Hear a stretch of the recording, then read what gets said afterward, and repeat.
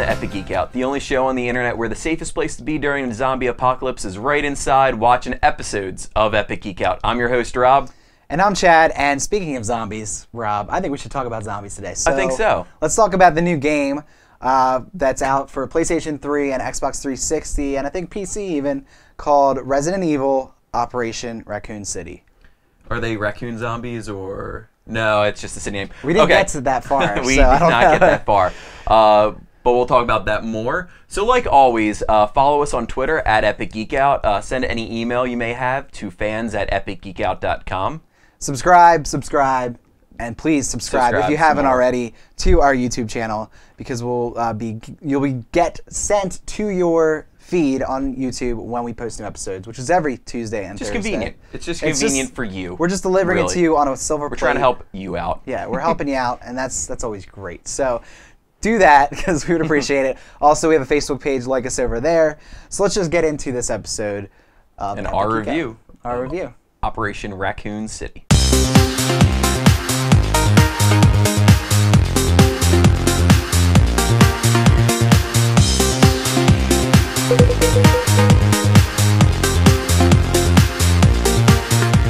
So today we're going to be discussing a new game that came out March 20th, I believe, so a little bit ago, called Resident Evil Operation Raccoon City. It's obviously the newest iteration in the Resident Evil series, Epic series, long-standing series. New iteration, different take, though. Yeah, right. Definitely different take from Capcom.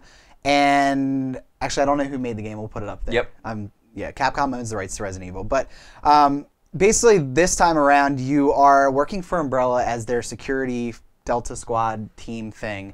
And it's referencing events that have been said before in Resident Evil Raccoon City. Yeah. And the outbreak there. Basically, you're sent in to cover up any evidence that Umbrella was involved with the outbreak.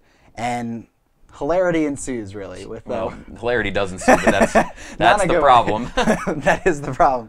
So, yeah, you're sent in basically to wipe out evidence, retrieve, the first level you're sent in to retrieve the G virus, not the T virus, the G virus, from a doctor, and turns out he's a little messed up a little bit, right? So, so what did you think of it? I think also what needs to be said for this game is it's trying to be Gears of War, and it certainly is not. I think SOCOM and a lot of other games as well. Yeah. So. I mean, it steals the cover system. It steals the cover system. It doesn't do it nearly as well. It doesn't do it at all, really. Yeah. It just kind of happens.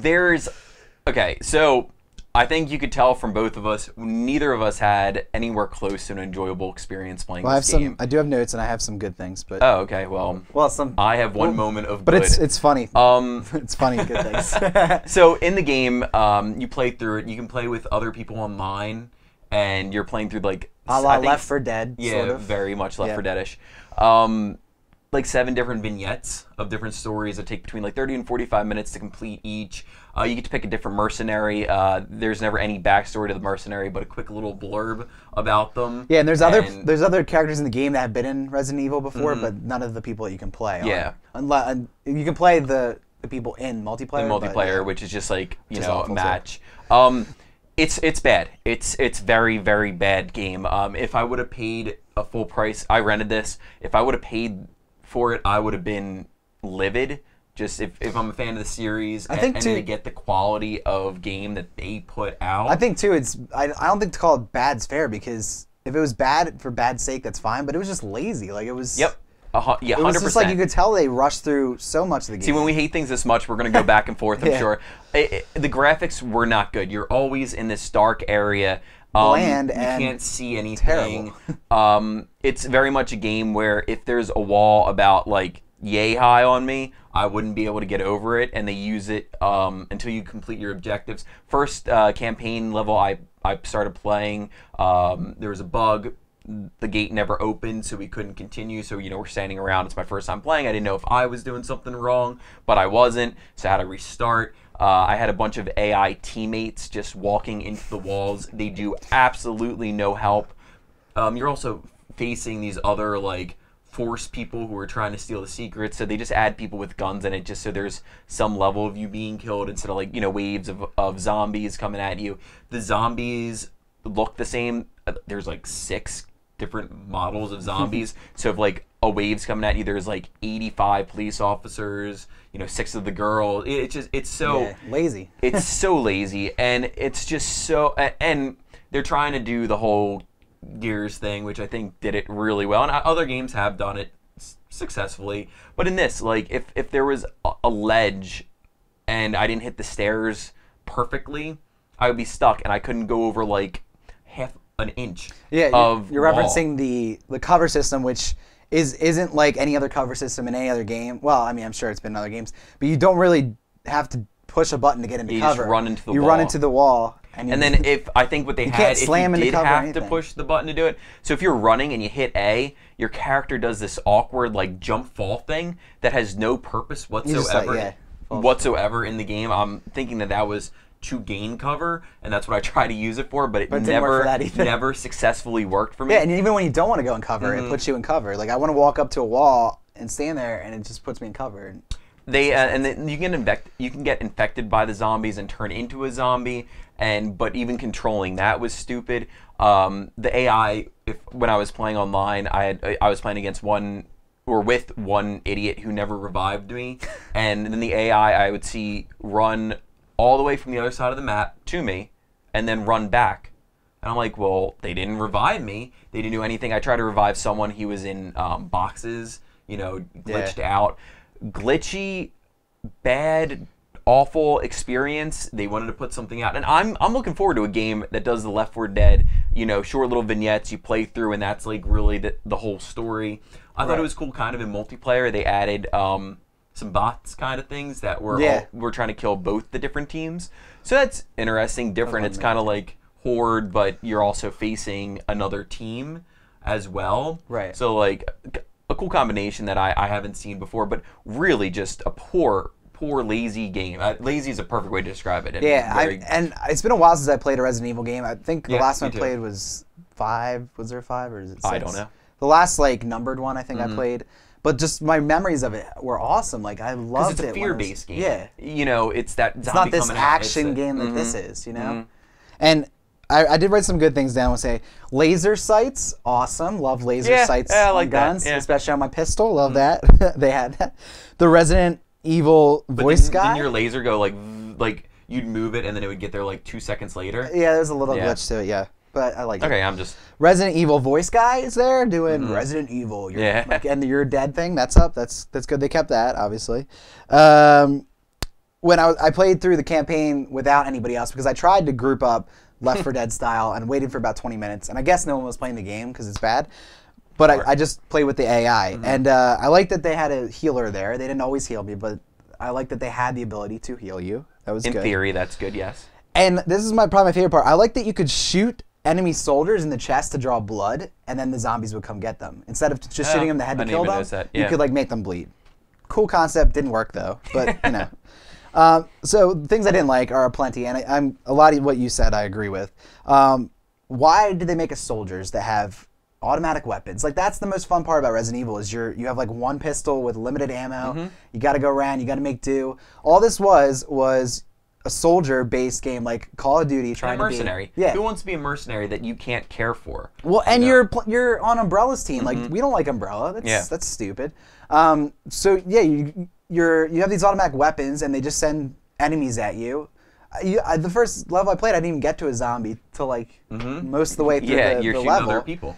And then they limited your ammo, which I guess they were going for the Resident Evil kick, but when you ran out, the AI teammates didn't do shit for you. So you're stuck there. You can't move past they don't open up the level for you to progress until you kill everybody, and no one else is killing anybody. And I have absolutely no ammo. I didn't get that. It was so stupid.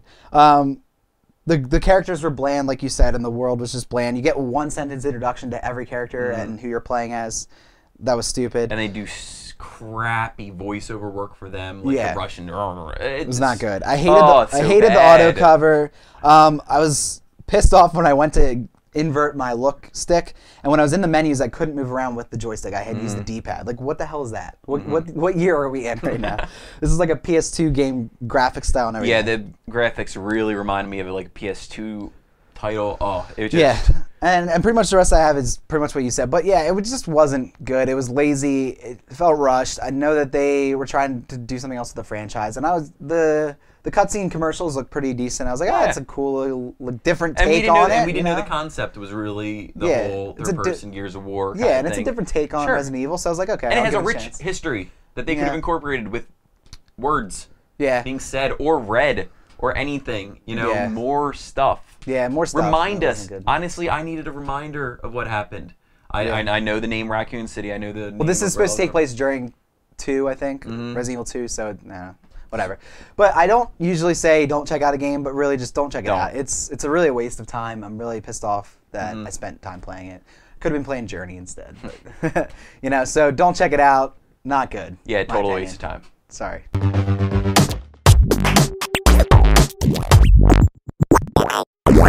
Thanks again for sticking with us and watching another episode of Epic Geek Out. And now's the time of the show, every show that we do, that we like to give our geek thanks, say what we're thankful for in our geek worlds. So, Rob, what are you thankful for? Okay. Besides Resident Evil. Oh, yeah. Actually, well, it sort of does tie into that. We played Resident Evil Operation Raccoon City from running the game from Redbox. So I am very thankful for Redbox. Saving I spent money. only $2 and a couple cents running this horrific title that I know I'll never need to play again. And I've been using Redbox a lot recently. I've recently just downgraded my Netflix to just the instant. So, you know, I've been using it for a lot of TV shows and things like that. But I need to watch new movies. There's a lot of good titles that came out last year. Before we were doing this show, and we watched every movie that came out in theater.